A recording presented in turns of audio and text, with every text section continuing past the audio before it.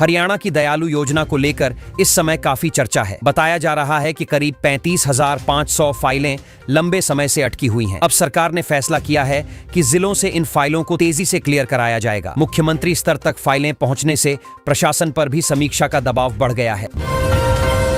मुख्यमंत्री ने कुरुक्षेत्र में गीता सद्भावना यात्रा को रवाना किया। उन्होंने कहा कि यह यात्रा समाज में भाईचारे और सद्भाव को बढ़ाने का काम करेगी। बड़ी संख्या में मौजूद लोगों ने इस आयोजन में हिस्सा लिया और यात्रा के शांतिपूर्ण संचालन के लिए प्रशासन ने पूरे रूट पर सुरक्षा के पक्के इंतजाम किए थे। दिल्ली ब्लास्ट मामले में हरियाणा की अल फलाह यूनिवर्सिटी अब जांच एजेंसियों के निशाने पर आ गई है। केंद्र सरकार ने इसके सभी रिकॉर्ड्स का फॉरेंसिक ऑडिट कराने का आदेश दे दिया है। एजेंसियों का कहना है कि कुछ महत्वपूर्ण सुराग इस यूनिवर्सिटी से जुड़े हो सकते हैं, इसलिए पूरे मामले की बारीकी से जांच की जा रही है। ब्लास्ट केस में मुख्य संदिग्ध उमर नब्बी को लेकर भी बड़ा अपडेट आया है। हरियाणा पुलिस ने उससे जुड़ी 2 गाड़ियां बरामद की हैं, जिन्हें जांच टीम बेहद अहम मान रही है। माना जा रहा है कि इन वाहनों से ब्लास्ट की साजिश से जुड़े कुछ तकनीकी सबूत या लोकेशन डिटेल्स मिल सकती हैं। जांच एजेंसियों की पड़ताल आगे बढ़ने के बाद अल फलाह यूनिवर्सिटी की AIU सदस्यता भी निलंबित कर दी गई है। यह कदम तभी उठाया जाता है जब किसी संस्थान पर गंभीर सवाल खड़े हों। अब यूनिवर्सिटी से जुड़े सभी दस्तावेजों और गतिविधियों की जांच तेज कर दी गई है और प्रशासन भी इस मामले पर नजर बनाए हुए है। दयालु योजना से जुड़ा एक और बड़ा अपडेट सामने आया है कि मुख्यालय में स्टाफ की भारी कमी होने के कारण कई फाइलें सीधे मुख्यमंत्री के पास भेजी जा रही हैं। इससे काम की रफ्तार थोड़ी धीमी हो गई थी, लेकिन अब विभाग इन अटकी फाइलों को प्राथमिकता के आधार पर निपटाने की कोशिश कर रहा है। दिल्ली ब्लास्ट के संदिग्ध उमर नब्बी को नूंह जिले के फिरोजपुर झिरका क्षेत्र में मेवात टोल प्लाजा पर 10 नवंबर की सुबह CCTV फुटेज में देखा गया था। यह फुटेज अब सुराग का सबसे महत्वपूर्ण हिस्सा माना जा रहा है, क्योंकि इससे उसकी आखिरी मूवमेंट और पूरे रूट का अंदाजा लगाया जा रहा है।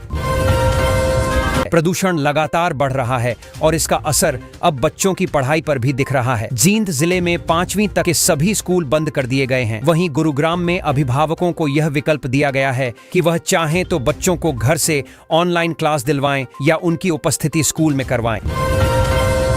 मुख्यमंत्री सैनी ने हाल ही में एक कार्यक्रम में कहा कि बकरी का दूध औषधीय गुणों से भरपूर होता है। उन्होंने लोगों को इसके उपयोग को बढ़ाने की सलाह दी और बताया कि यह पोषण के साथ साथ कई बीमारियों से लड़ने में भी मदद करता है। ग्रामीण क्षेत्रों में बकरी पालन को बढ़ावा देने की आवश्यकता पर भी जोर दिया गया। हरियाणा के एक जिले में कूड़ा फैलाने वालों पर अब सख्त कार्रवाई होगी। प्रशासन ने नियम बनाते हुए पहला अपराध होने पर एक निर्धारित जुर्माना और दोबारा पकड़े जाने पर उससे अधिक रकम का भारी जुर्माना तय किया है। इसका उद्देश्य लोगों में सफाई के प्रति जिम्मेदारी और अनुशासन पैदा करना है।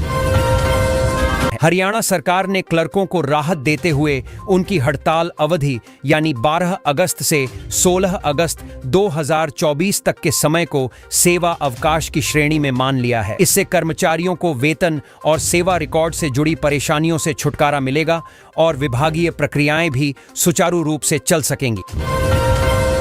दिल्ली NCR में बढ़ते प्रदूषण को देखते हुए हरियाणा सरकार ने ग्रैप 3 लागू होने के बाद शिक्षण संस्थानों पर महत्वपूर्ण निर्णय लिया है। जिला प्रशासन को स्थिति के अनुसार स्कूल बंद या ऑनलाइन कराने का अधिकार दिया गया है। सरकार का कहना है कि बच्चों की सेहत सर्वोच्च प्राथमिकता है।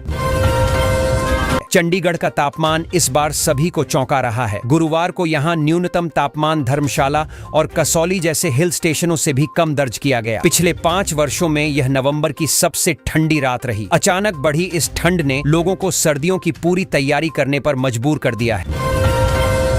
आज दिल्ली, हरियाणा, पूर्वी यूपी और बिहार में सुबह के समय शीतलहर का अलर्ट जारी किया गया है। मौसम विभाग ने लोगों को सुबह बाहर निकलते समय सावधानी बरतने की सलाह दी है। घना कोहरा और तेज ठंडी हवा के कारण सड़क और रेल यातायात पर भी कुछ असर देखने की संभावना है। गुरुग्राम और फरीदाबाद की हवा स्थिति भी खराब बनी रही। 14 नवंबर की सुबह गुरुग्राम में AQI 290 जबकि फरीदाबाद में 256 दर्ज किया गया। यह स्तर खराब से बेहद खराब श्रेणी में आता है, इसलिए विशेषज्ञों ने मास्क पहनने और बाहर कम समय बिताने की सलाह दी है।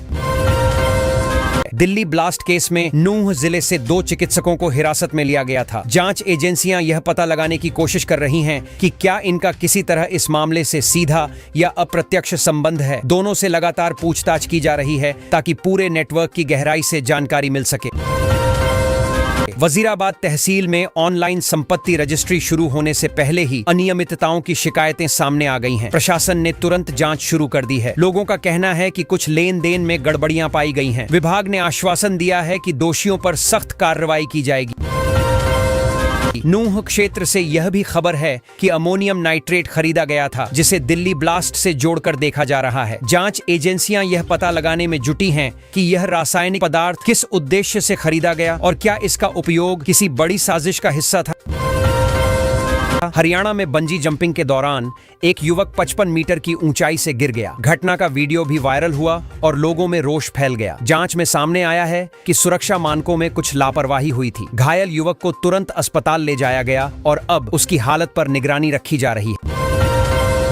चंडीगढ़ की एक छात्रा का वीडियो सोशल मीडिया पर तेजी से वायरल हुआ और अब अभिनेता दिलजीत दोसांझ भी उसके फैन बन गए हैं। उन्होंने पोस्ट पर प्रतिक्रिया देते हुए उसकी प्रशंसा की। इससे छात्रा बेहद उत्साहित है और इंटरनेट पर उसकी चर्चा लगातार बढ़ती जा रही है। प्रधानमंत्री मोदी के कार्यक्रम की तैयारी के लिए प्रशासन ने लोगों से फीडबैक लेने का निर्णय किया है। अधिकारी जनता से सुझाव और शिकायतें सुनकर कार्यक्रम की व्यवस्था और भी बेहतर बनाने की कोशिश कर रहे हैं। यह कदम इसलिए उठाया गया है ताकि आयोजन सुचारू और सुरक्षित तरीके से पूरा हो सके। 14 नवंबर को एनसीआर के कई शहरों में प्रदूषण का स्तर बेहद खराब दर्ज किया गया। हवा में धूल धुआं इतना ज्यादा था कि दृश्यता भी कम हो गई। लोगों को सांस लेने में दिक्कत की शिकायतें मिलने लगीं। प्रशासन ने उद्योगों और वाहनों पर कुछ पाबंदियां लागू कर दी हैं। हरियाणा के कई इलाकों में इस समय शीतलहर का असर साफ महसूस किया जा रहा है। सुबह शाम तेज ठंडी हवा चल रही है और तापमान लगातार गिर रहा है। लोग गर्म कपड़ों का उपयोग स्कूल बंद करने या ऑनलाइन करने का फैसला पूरी तरह जिला उपायुक्त पर निर्भर करेगा। हर जिले की प्रदूषण स्थिति अलग है, इसलिए सरकार ने डीसी को अधिकार दिया है कि वह प्रदूषण स्तर देखकर बच्चों की सुरक्षा के मुताबिक फैसला लें। अभिभावकों को भी समय समय पर अपडेट दिया जा रहा है। हरियाणा के कई हिस्सों में ठंड अचानक बढ़ गई। सुबह से लेकर देर रात तक लोग तेज हवा और गिरते तापमान से परेशान दिखे। सड़कों पर पहले की तुलना में आवाजाही कम रही और बाजारों में भी भीड़ घट गई। मौसम विभाग का कहना है कि ठंड अभी और बढ़ने वाली है। हरियाणा में मुख्यमंत्री नायब सिंह सैनी ने म्हारी सड़क ऐप की समीक्षा बैठक ली। उन्होंने अधिकारियों को निर्देश दिए कि ग्रामीण और शहरी दोनों इलाकों की सड़कों की मरम्मत और मॉनिटरिंग इस ऐप से पारदर्शी ढंग से होनी चाहिए। उन्होंने कहा कि जनता की शिकायतें भी इस प्लेटफॉर्म से तुरंत दर्ज और निपटाई जाए। मुख्यमंत्री सैनी ने राज्य की युवा खिलाड़ी और अंतर्राष्ट्रीय क्रिकेटर शैफाली वर्मा को 1,50,00,000 रुपए का पुरस्कार और ग्रेड ए सर्टिफिकेट दिया। उन्होंने कहा कि शैफाली ने हरियाणा का नाम विश्व स्तर पर रोशन किया है। सरकार खिलाड़ियों को हर संभव प्रोत्साहन देने के लिए नई खेल नीति पर काम कर रही है। हरियाणा में महिलाओं को अब रात की शिफ्ट यानी शाम 7 बजे से सुबह 6 बजे तक काम करने की अनुमति मिलेगी। सरकार ने यह नियम महिला सुरक्षा प्रोटोकॉल के साथ लागू किया है। इसके तहत उद्योगों को सुरक्षा, परिवहन और निगरानी के कड़े इंतजाम करने होंगे ताकि कार्यस्थल सुरक्षित रहे। हरियाणा प्रदूषण नियंत्रण बोर्ड HSPCB ने बड़ा कदम उठाते हुए उद्योगों के लिए CTO यानी कंसेंट टू ऑपरेट की मंजूरी अवधि 10 साल से बढ़ाकर 15 साल कर दी है। इससे हरित उद्योगों को राहत मिलेगी और प्रशासनिक झंझट कम होगा। सरकार कह रही है कि यह ईज ऑफ डूइंग बिजनेस का हिस्सा है। HSPCB ने मंजूरी प्रक्रियाओं को तेज करने के लिए एक और बड़ा फैसला किया है। अब CTE और CTO यानी कंसेंट टू एस्टैब्लिश और कंसेंट टू ऑपरेट की समय सीमा 30 दिन से घटाकर सिर्फ 21 दिन कर दी गई है। इससे निवेशकों और उद्योगपतियों को परियोजनाओं को जल्दी शुरू करने में आसानी होगी। हरियाणा सरकार ने 734 गैर प्रदूषणकारी उद्योगों को व्हाइट कैटेगरी में शामिल किया है। इन उद्योगों को अब प्रदूषण निरीक्षण से छूट दी गई है। इस फैसले से छोटे और मध्यम स्तर के व्यवसायों को राहत मिलेगी और वे बिना किसी अतिरिक्त औपचारिकता के काम जारी रख सकेंगे। राज्य सरकार ने जन विश्वास फ्रेमवर्क लागू किया है, जिसके तहत छोटे अपराध यानी माइनर ऑफेंसेस को गैर आपराधिक बनाया गया है। इससे आम नागरिकों पर अनावश्यक कानूनी कार्रवाई कम होगी। मुख्यमंत्री सैनी ने कहा कि यह कदम जनता को राहत देने और प्रशासनिक दक्षता बढ़ाने के लिए उठाया गया है। हरियाणा सरकार ने कारोबारी माहौल सुधारने के लिए 9 बड़े सुधार पूरे किए हैं और 13 और सुधार तेजी से लागू किए जाएंगे। इसमें उद्योग मंजूरी प्रक्रिया सरल बनाने, ऑनलाइन परमिट और शिकायत निवारण प्रणाली जैसी व्यवस्थाएं शामिल हैं। सरकार का कहना है कि इससे निवेश और रोजगार दोनों बढ़ेंगे। मुख्यमंत्री नायब सिंह सैनी ने गुड़गांव और रेवाड़ी की प्रमुख परियोजनाओं को मंजूरी दी है। इनमें सड़क चौड़ीकरण, जल निकासी सुधार और ट्रैफिक प्रबंधन की नई योजनाएं शामिल हैं। उन्होंने अधिकारियों को तय समय सीमा में काम पूरा करने और जनता की सुविधा को प्राथमिकता देने के निर्देश दिए।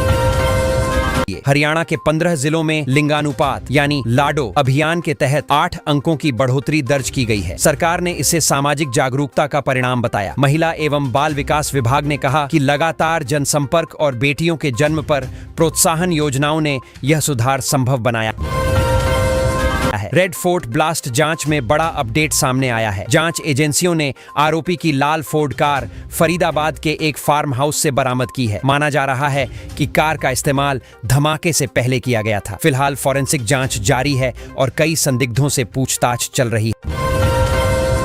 दिल्ली ब्लास्ट मामले में मेवात के मौलवी को श्रीनगर ले जाया गया है। एजेंसियों को शक है कि उसका संबंध एक टेरर नेटवर्क से है जो दिल्ली में विस्फोटक पहुंचाने में शामिल था। सूत्रों के मुताबिक पूछताछ में कई अहम जानकारियां सामने आई हैं और कुछ और गिरफ्तारियां हो सकती हैं।